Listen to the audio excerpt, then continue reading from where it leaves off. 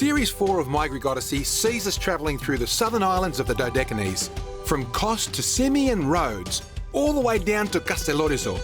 It's a region of Greece with significant influence from Asia Minor, and landscapes quite unlike other parts of the Mediterranean. The history is as dramatic as the scenery, and of course, the cuisine is unforgettable. There's the cliched beaches and wonderful people, plus unique cultural elements that give each destination its own personality. In this episode, I'm making my way to Χάλκη. It's another one of those beautiful islands that most people have never heard of. It's a place of contrasts. From Χάλκη, I'm then heading to Karpathos, where I'll be experiencing its unique culture in more ways than one.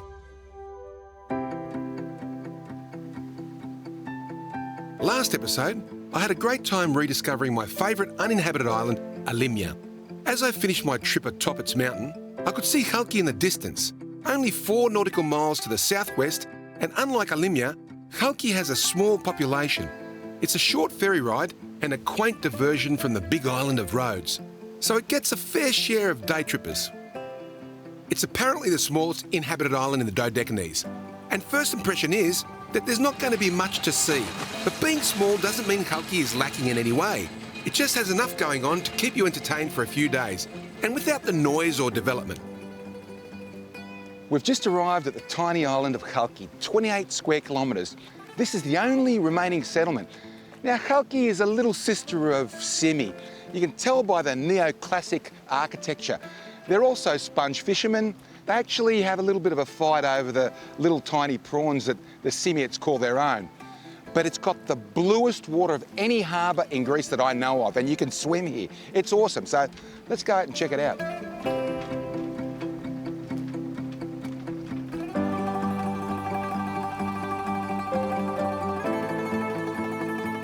You can walk the port town in under an hour, and you'll have seen almost everything. But that's not the Χάλκη way. Things move very slowly here. If you embrace the local pace of life, in an hour, you've barely had enough time to drink a coffee. It's an island where you go to your regular cafe and sit around a backgammon board for a few hours, talking politics or sport. You can sip on a single hot drink the whole time, and the restaurant owner won't ask you to move on. In Greece, backgammon is called tavli. It's hugely popular throughout the country, and people could spend an entire day at the kafenio laughing, arguing, debating, and drinking coffee or ouzo in the process. A game can be quite serious business. I've heard talk of rivalries that have spanned decades. It's a fantastic game for bringing people of all ages together.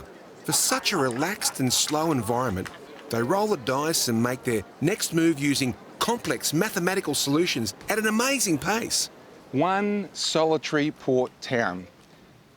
In the late 1800s, Χάλκη had a population of just on 2,000, but it's been dwindling ever since, down to about 300 or 400 in winter today, and only 30 or 40 children at school. I can kind of understand. It's a one-town island, and a small port town at that. The result is a tiny population, and the illusion that no one's working. Although, don't let the sleepiness fool you. Grab a seat at a tavern and there's someone setting your table and another ready to take your order. The thing to remember is that most businesses here are owner-operated. That means the locals work long days. It reminds me of my crew, hard-working, always ready to spring into action. Yes, everybody needs a break. In the 18th and 19th century, Χάλκη went from agriculture in the mountains to harvesting the seabed. Much like Symi, they discovered sponge diving, and they were experts. But it only lasted for about 50 to 70 years. When the Italians came in 1912 and basically stopped the sponge diving because of the dangers, the Χάλκιans had nothing to do. So what did they do? They just emigrated to all parts of the globe, principally America and Tarpon Springs, where they've done extremely well since. Many of them have come back as part of the diaspora, and they've reinvested in Χάλκη, and you can see these beautiful houses have been rebuilt. They've put money into this beautiful town hall, which was once the boys' school, the town clock, and Χάλκη now survives on the tourism of principally those Americans. The architecture reflects the prosperity of the islanders at the time. There was plenty of money being made during the sponge diving years. Then after a period of decline, wealth is now returning to Hälki, thanks to families bringing some of their hard-earned money back with them from America and other foreign lands where they sought refuge and new beginnings a generation or two ago. The restoration works have breathed a new lease of life into the place, and growing tourism numbers helps bolster the economy. Hälki gets its fair share of passing yachties and cruise boats looking for a quiet port to spend a few nights. But the majority of travellers are day trippers visiting from Rhodes, using the island for some respite from the crowds. It's not exactly a major destination for holiday makers, not yet anyway. That's part of the charm. You can get away from the masses and experience a slice of the true Greece. But let me give you the bad news. There's only one hotel on this island. And you know, I pledged that I would never advertise any restaurant or any hotel, but then there's only one hotel on the island, Aretanasa, and it's pretty cool. I like it. Look at the spot. You can't beat it, can you? It's awesome. There are actually a few other places to stay in town, but they're really just bed and breakfast type setups. This hotel is built in what was previously a sponge factory. Boats could pull up in front and unload straight into the warehouse. I'm having my water and I'm just relaxing. Couldn't be better, could it? Cheers. Wow. Most people that come here come for the day and swim in Emborio or Bondamos, but you must come for a drive into the mountains. I've never seen anything like it. Just check it out. It's so rugged. And what's amazing is that at one stage they used to grow barley and lentils here, and it grew twice as fast as any other island around here. It's just so dramatic. The island looks very dry and arid. You wouldn't think crops could grow so well here, but at one stage there was a thick layer of topsoil that must have contained mineral-rich nutrients. The interior of Hälki is barren with a rocky landscape, the result of Byzantines over-harvesting the primeval forest for timber and creating farmlands. When farming on hillsides and mountains was no longer viable, the inland villages disappeared as people sought more appealing seaside life. The impressive medieval castle of St. John and the town of Chorior below both sit on ancient ruins of 4th century BC. Both abandoned now, just like the agriculture. The local islanders found sponge diving and moved down to Emborio, the last town of the whole island. Built by the Knights of St. John in the 15th century, the fortress makes for a nice but challenging walk from the port. It's the most significant archaeological site on the island, with remnants spanning Greece's history, from the Hellenistic period right through to the late 1800s. Today, the medieval and Byzantine towns are almost unrecognisable, except for one or two homes that have been restored, more for sentimental reasons than actual need. They seem to be hanging onto the hillside like a story coming to a slow end.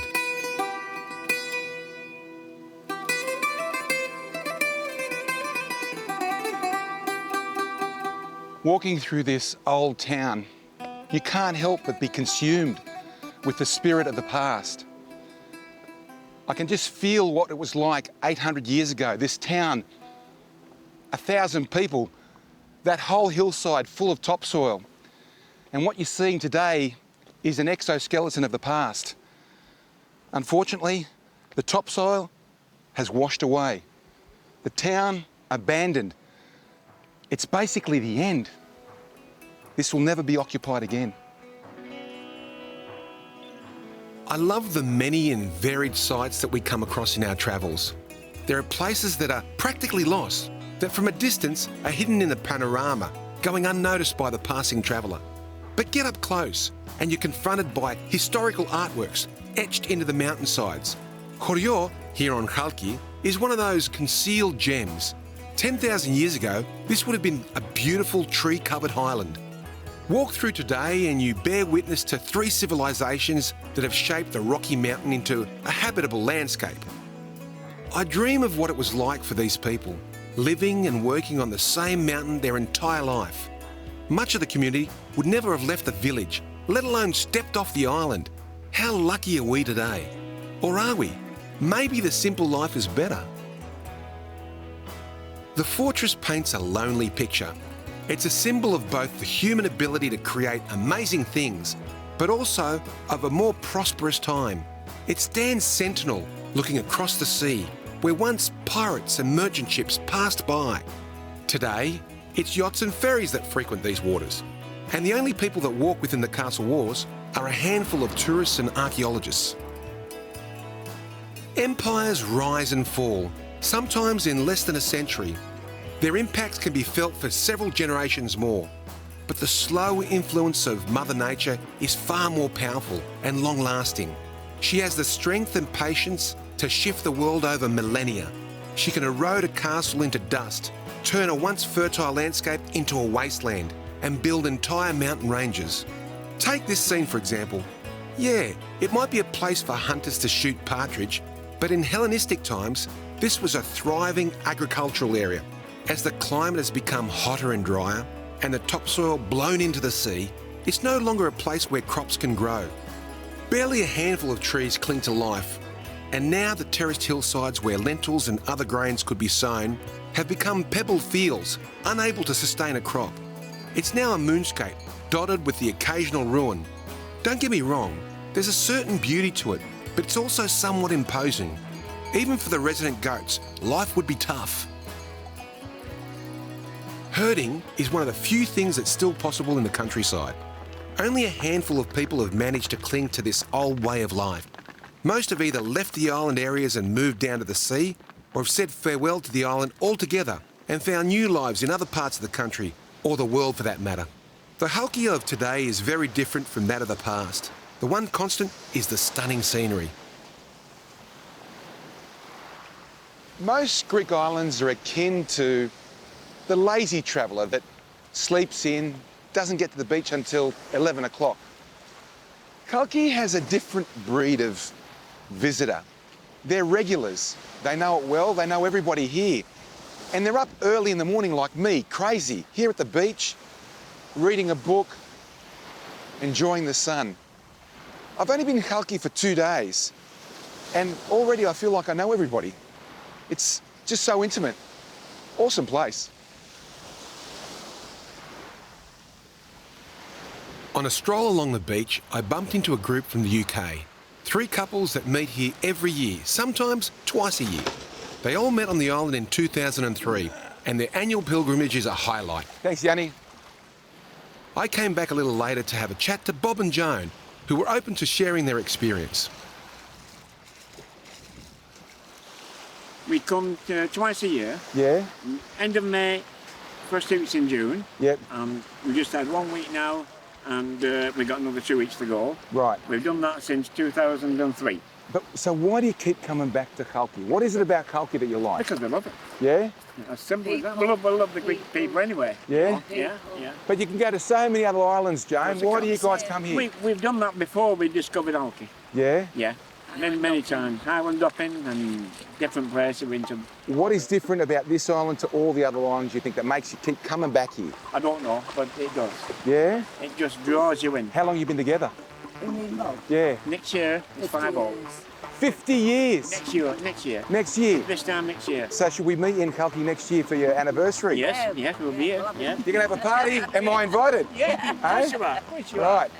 It's a love story of both a happily married couple and an island. Maybe the secret to their success is regular holidays to Greece. It's an honour to meet people like Bob and Joan and their friends. They're at the zenith of their lives, having worked hard to now enjoy beautiful moments on Hälki. It's definitely the kind of island that you can quickly become attached to. Simple things like the quaint little beach they were on become places where you meet like-minded people, which strengthen the bond you form with the location. As they say, a destination is only as good as the connections you experience while there. The scenery might be awesome and the food delicious, but there's nothing better than having a laugh, enjoying great conversations, and sharing memories with others.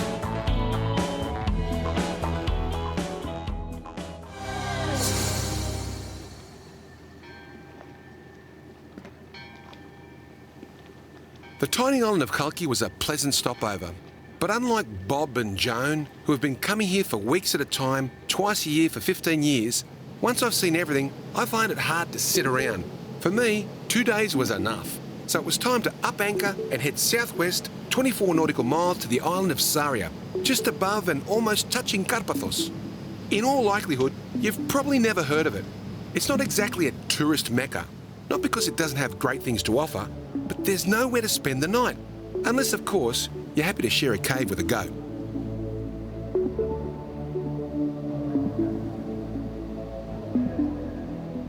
Saria and Karpathos are very different to their northern neighbours in almost every way. It becomes most apparent when you first approach the island group. They're just so steep and rugged, with only ancient ruins to indicate there was once a settlement here. As a consequence of the geography, remoteness and lack of people, it's a haven for wildlife. There's an abundance of fish and many different breeds of bird that are preyed on by local eagles and falcons. So if you're an ornithologist, you'd love the place. It's a spectacular setting with a pebble beach, crystal clear water and a mountainous interior. According to a census a decade or so ago, they say there's 45 inhabitants on the island, but something tells me they were counting goats, because it sure looks like it hasn't had human population living here for years.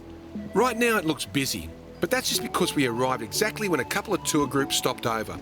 Come early in the morning or late in the afternoon and you'll have it all to yourself, unless Roger, who you're about to meet, is off searching for his birds or out fishing. So Roger, Saria, Karpathos, they're in the middle of nowhere. Islands that if you mention the name, most people wouldn't know where they are or what they are. What brings an academic like you to here? Fish and fishing. Really? 20 odd years ago, 25 years ago, I gave up work and came fishing. It's a lot of fun. Yep. And I had a lot of fish. I made some good friends. Right. And in those days, and even to a certain extent today, this is a subsistence community. They catch fish, they chase goats, they gather wild vegetables, fruit, subsistence life, hunters and gatherers. Like many of the archaeological sites across Greece, there's still a lot of work to be done to fully understand what was once here. But passionate academics like Roger are helping to piece the story together.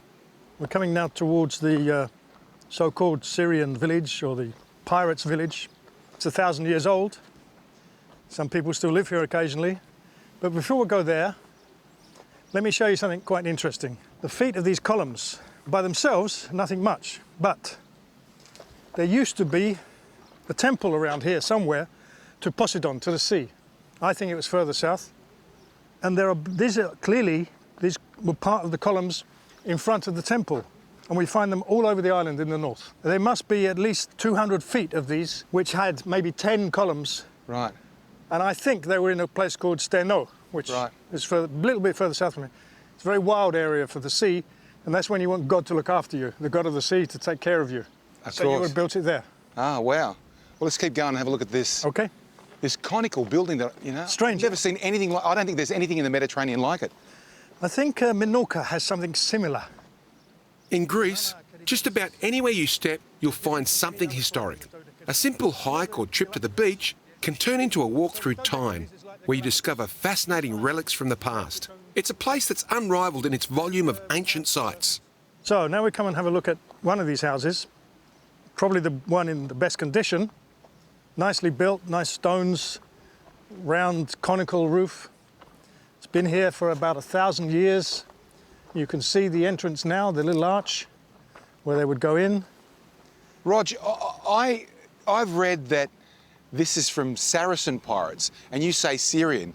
I mean, what's the difference? Is there a difference? I don't know. There's different words are used in different places. Right. You will find stories about pirates, Saracens, in the south of Italy, for example. Right. And the same is here. But what we know is that there were pirates in this area until really the beginning of the 19th century, 20th century. Beginning of the 20th century, there were still pirates around here. And I'm also told that there's a possibility that it's sort of 7th, 8th and 9th century as well. It certainly is, that's for sure. Yeah, Okay. yeah. The origin is not so sure, but the age and the purpose is sure. It's a solid building for someone to live here and do some farming. If you visit any part of Greece, I suggest that before you leave your hotel room and head out for the day, do a little bit of research about where you're heading. I can almost guarantee you'll find something that will change your understanding of that pretty beach or simple walk you originally planned. These buildings have got kamares, which is like a Greek form of construction. Yeah, it's a round roof you find in Rhodos, in Crete, Yep. and here. And people lived in them 50 years ago. Wow. 50 years ago? Yes. Maybe 30, 40 years ago, yes. Wow. And occasionally today. You can see why the people here don't have sheepdogs. No. Sheepdogs would break their legs. Yeah. So they run after the sheep themselves. Is that right? They have great long poles, 3 meters long, Yep. and they pole vault up and down the mountains.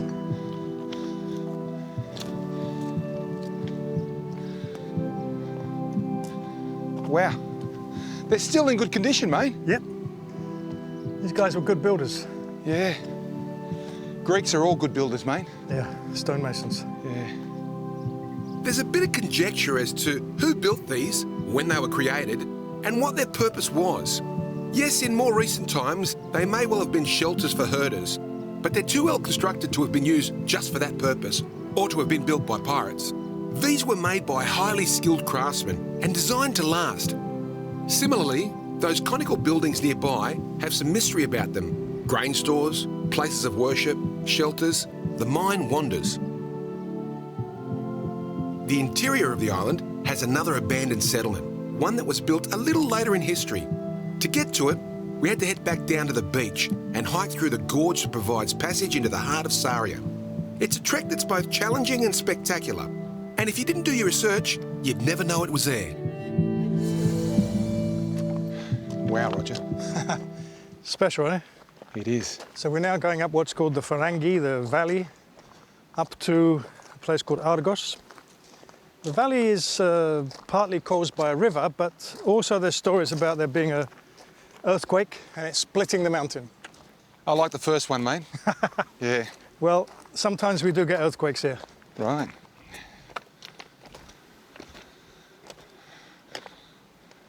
Rog, you're like one of my lecturers. You're making me work hard, mate.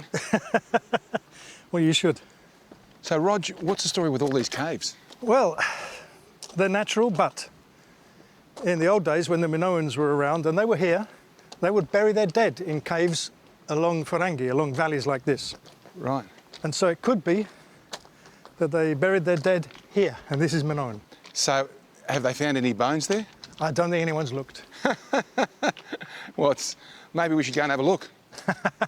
They'll probably find our bones there. Yeah. And I think I can hear some ravens. Did you hear some birds? Yeah, I did. I think they're ravens. Ah, Oh, there's a nice goat. goat. Hey? Now, that breeze is awesome. It's wonderful. Hey? Yep, Just what we need. perfect. It's coming Now, that's a from... good-looking goat. Yes. You've been alone too long, eh?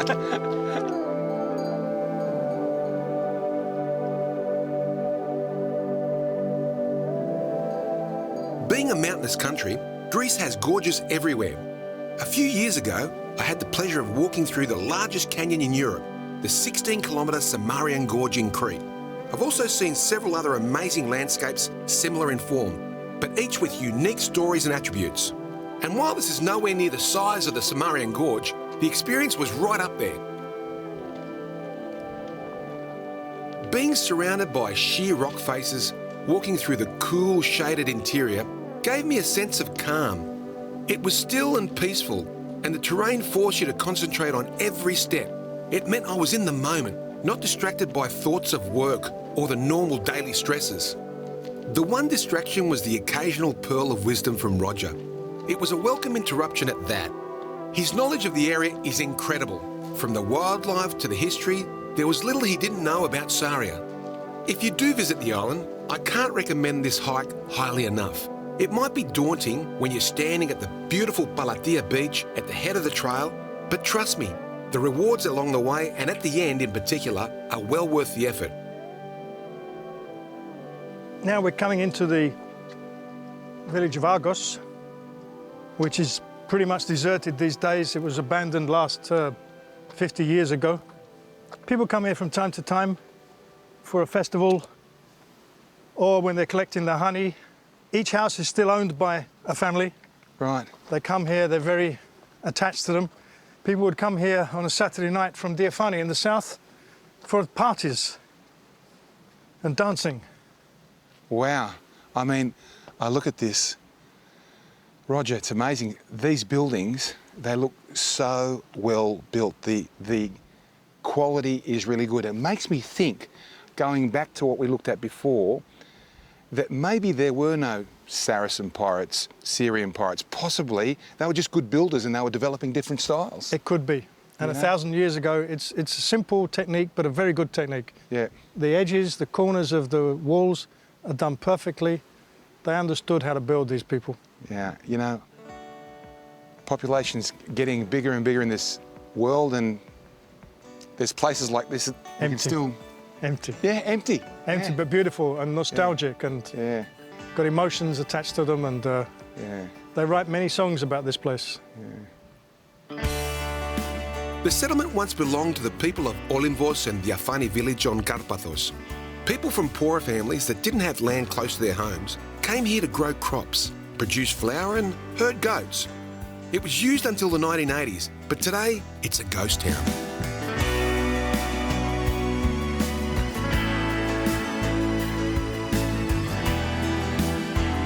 Saria is the little northern sister of the much bigger island of Karpathos, and that's where we're headed next. But before leaving, I wanted to show you how close these two islands are. They're not quite a stone's throw apart, more a javelin throw.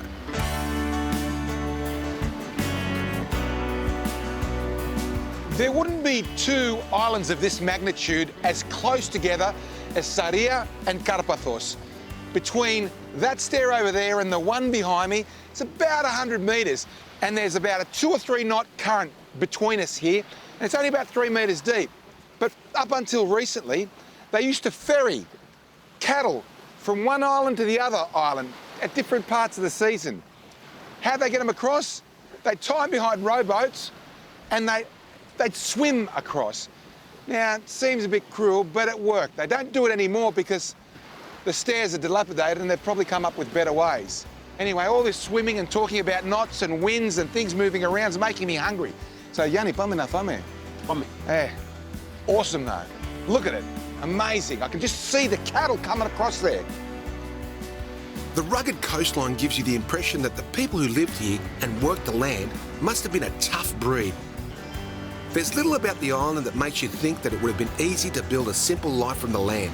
It's dry and arid, and there's almost no flat ground. I can understand why there's no longer a town on Saria. Life is much easier on the larger neighbouring islands. That said, it is beautiful.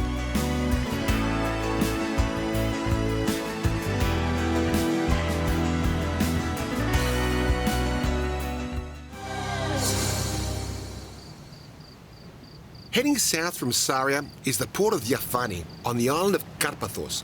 I always get excited coming to an island for the first time, especially ones that are this remote and where customs haven't changed in centuries.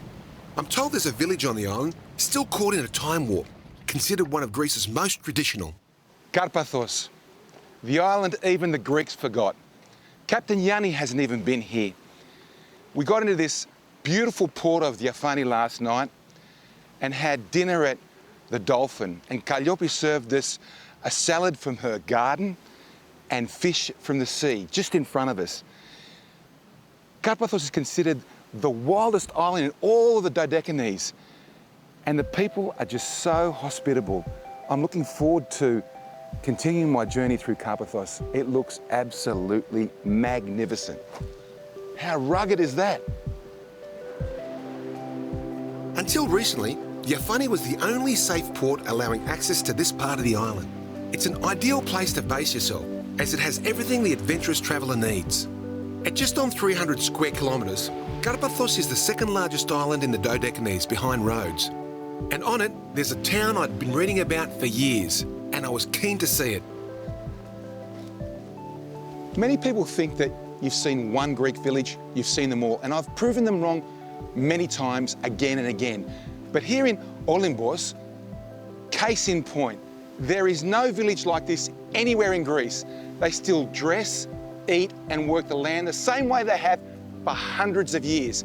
My blood vessels are ready to burst. I'm just so excited to see it. Built in the 7th century to seek refuge from pirates, it's well worth coming to Karpathos just to see this village alone. Resembling white and ochre-coloured Lego blocks, beautifully stacked, yet without symmetry, the houses straddle the limestone mountain. One side overlooks the valleys and plains that form the town's bread bowl, while the other, built after the pirate raids, is perched on the edge of a 300-metre cliff overlooking the Aegean Sea. Olympos, or Olympus, lies in such a remote position that has only been fully accessible in recent decades. This isolation has preserved the culture and traditions, and walking through the town today is as it would have been centuries ago. Γεια σας. Τι κάνετε? The dress code here is unique, all made by hand. If you ask anyone from within the village, they'll tell you it's an Olympos thing, not a broader Karpathos type of regalia. This is special only to them and has been so for as long as anyone here can remember. Γεια σας. Τι κάνε? Μαντήλια κάνω. Μπράβο, πολύ ωραία. Ναι. You made this? Yes. My handwork. This is traditional dress of Yes. Of Karpathos. From Olympos, not from Karpathos. From Olympos. Yes. Right, okay, fair enough. Everything is handmade by the locals. They spend their days toiling away at their needlework, creating clothes, napkins, pillowcases, cushion covers, curtains and souvenirs. It's their main source of income, and the place is famous for it. They're also well known for their tenacious hold on their culture. It's the reliance on sustainability and the passion for their heritage that has enabled the people of Olympos to maintain their identity and strong community bonds. This in turn has provided adequate revenue for the town to thrive, despite being quite remote.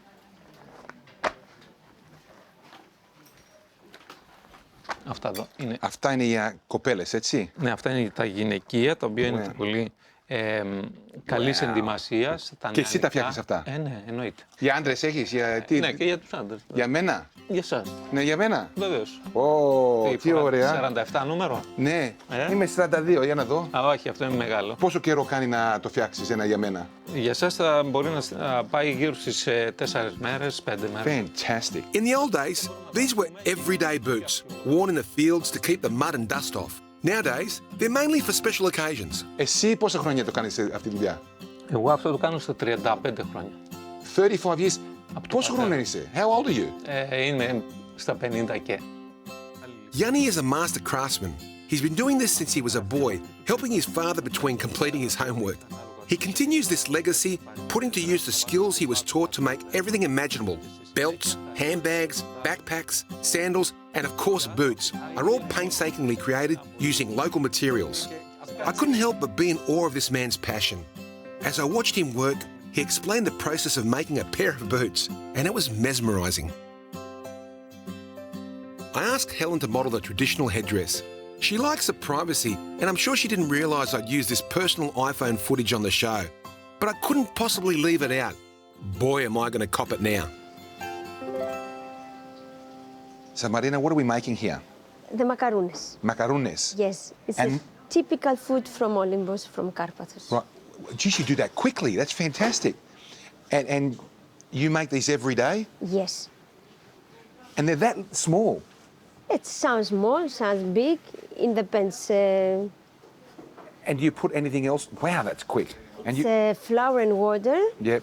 And on the top, we put a cheese and a fried onion with butter. Oh, fantastic. Now, they've been nice enough to give me some okra, bamias, because I'm hungry. You make these here? Yeah.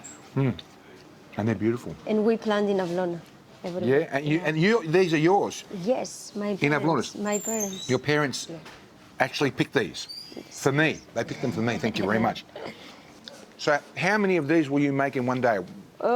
Many. Many. Yeah? Yes. You don't count? Wow. Up of Man, you're quick. hundreds. Yes, I have to.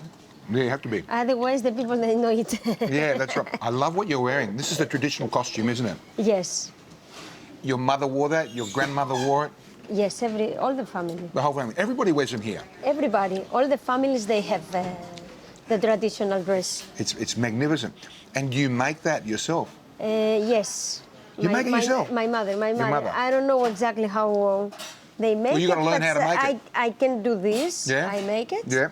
But the black one, my mother, Yeah. she knows. So you got to learn how to make it. Your mother's going to teach you, right? Yes.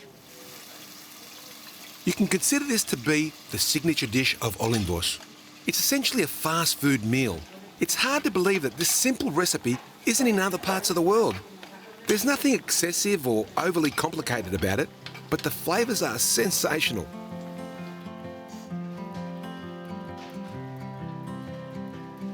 Now this is flour, water, then you got the cheese. Cheese and fried onion on the top with Fried onion. butter. Oh, these are fantastic. Right? Amazing. Amazing, amazing. And they only make them here, nowhere else in the world. No? Nowhere else in the world, you know? You better eat, because I'm going to eat the whole thing. Oh. One thing that was beginning to bug me was where were all the men? Down every lane and in every shop, the local men were significantly outnumbered by the women. It seemed like the females were doing all the work. This place has a lot of catching up to do. Anyway, a walk on the western side of the town is a must. It's a bit of a rabbit warren of stairs and narrow walkways, but you really can't get lost. Even if you did, you'd likely end up stumbling across a hidden gem anyway. Unbelievable. Unbelievable.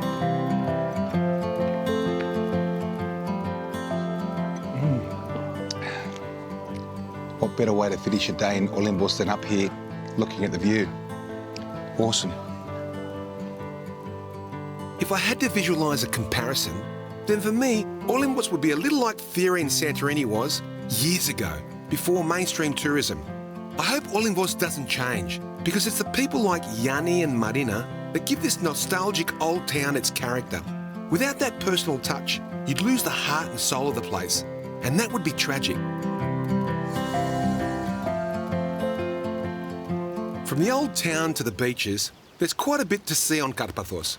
An early start saw us head north along the east coast to Apella Beach in the centre of the island. It made for a beautiful anchorage and a great place for a swim. So while Helen was taking a dip, I went for a hike.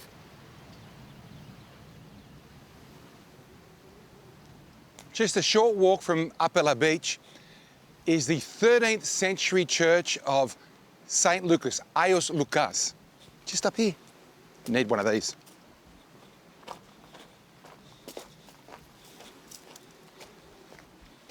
Now, I didn't come to this church for its ecclesiastical significance, but more for the striking paintings that grace its chamber. There are many other churches in the region with similar artwork, but its proximity to the beach makes it ideal for combining a walk and tour into one. Wow. This is 800 years old, and some of this stuff looks like it's been painted yesterday. Just check it out.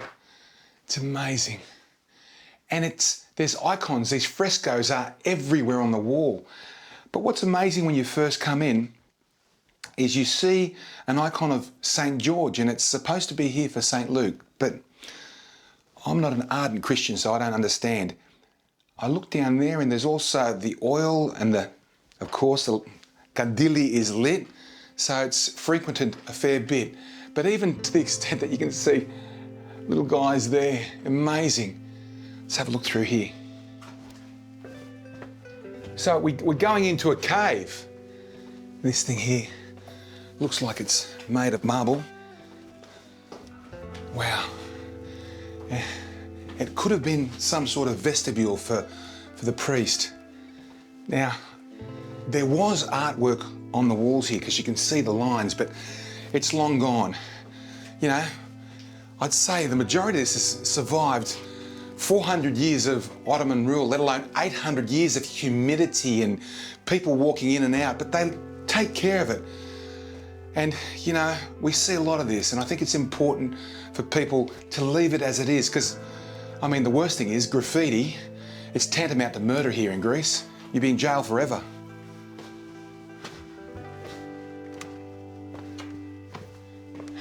what an experience. And so accessible. St. Luke, protector of doctors, pupils, and artists. And I tell you, your art, it's survived. It's being protected.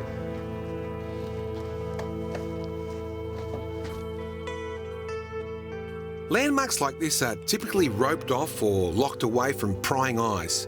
So if you do come here, leave it as you found it and don't touch.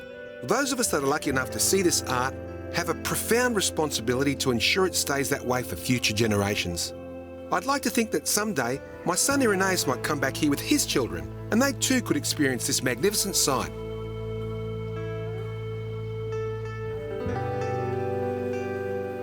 Travelling around in Miazoe has its perks, but there's no better way to see Karpathos than with a car. It's a big island and the recently built coastal roads are in excellent condition. They make for a pleasant road trip where you're likely to pass very few other cars.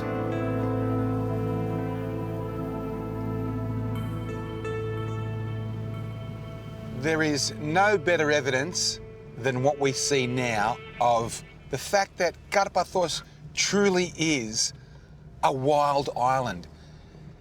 And it's freshly wild because 30 or 40 years ago, these weren't roads, they were goat tracks. 20 years ago, they weren't even sealed. And it's fresh, and you can come here, you go to a church or you go to a beach, they're virgin, they're untouched. It's a fantastic place. You can see it in the rock falls. There are rocks on the road that have just fallen over. It's just a magnificent island. The winding road provided stunning views around every corner. As we drove back to Apella to catch up with the crew and my family, I couldn't help but comment to the cameraman about how this remotest island had so much to offer. So far, we'd spent a handful of days getting a taste of Karpathos, and with just a couple more to go, I knew there would be plenty left to be explored. Making the most of the remaining light, I enjoyed the afternoon bathing in the warm water and basking in the sun. It's easy to spend an entire day floating around, then sitting on a deck chair with a frappe in hand and putting the whole process on repeat. That's how the majority of people experience Greek islands. But I challenge you to dig a little deeper. Spend some time doing a bit of research and unearth the true culture and history of wherever you visit. It'll give you an entirely new perspective on things. In the next episode, my odyssey continues as I finish up my time on Karpathos before we make our way southwest to Kassos. It's the southernmost island in the Aegean Sea and, like many other parts of Greece, has seen a rise and fall in prosperity. It's also a place with a dramatic history, which includes a massacre at the hands of the Ottomans. This tumultuous past has shaped the people and culture of the island, which I'm excited to learn more about. To see more of My Greek Odyssey, head to our website at mygreekodyssey.com. There you'll find plenty to keep you entertained, including Kyriakos' awesome recipes.